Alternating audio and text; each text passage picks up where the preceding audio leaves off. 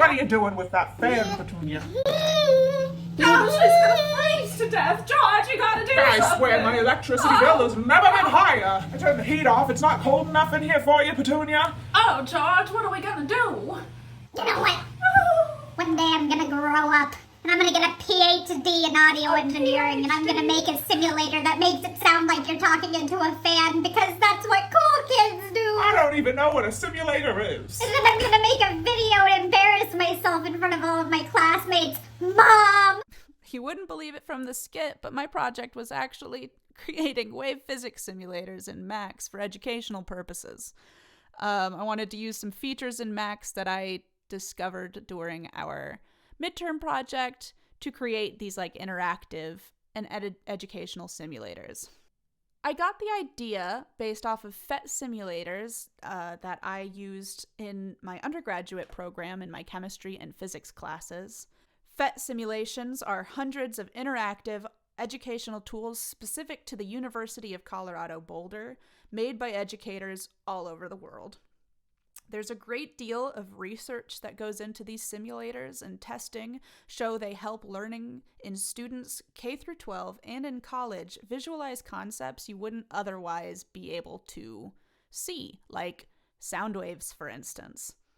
They are typically coded in Java, Flash, and HTML5, but as HTML is rather low-level language and Flash is officially dying off in 2020, there are some reasons that led me to believe that Max would be a good language to code these in.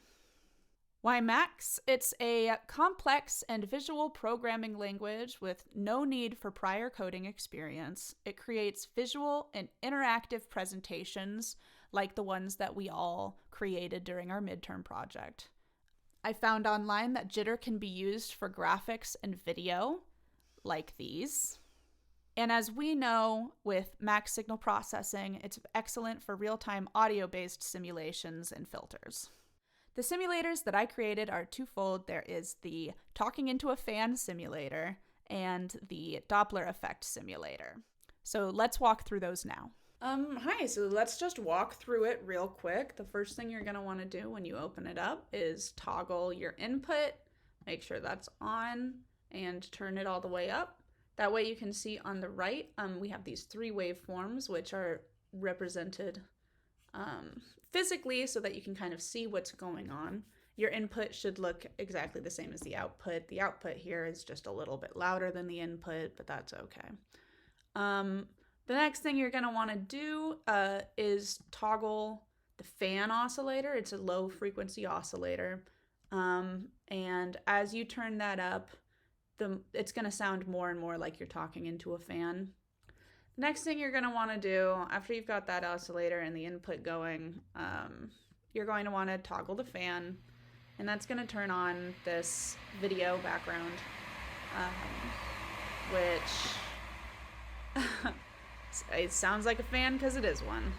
And that creates kind of like this more enhanced realism. But what this can be used for ultimately is it can be used as an educational tool.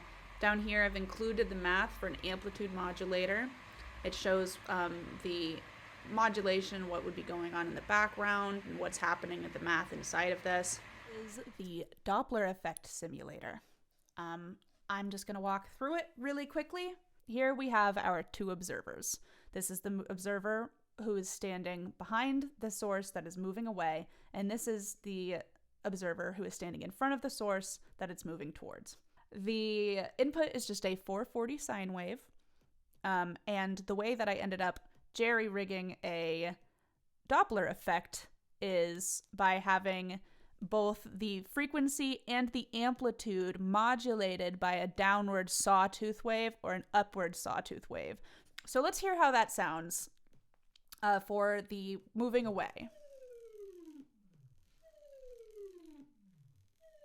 And then let's do the one for the sound source coming towards the observer. Incredible. You can see that these are kind of going wild right here. There's a lot of signal processing that's going on that's causing them to do that behind the scenes. But if you toggle the sound at any given time, you can see how it is being affected in a small sample size, if you will. I am going to toggle the animation now, so please look away if you are sensitive to strobing lights. Let's toggle the animation for moving away.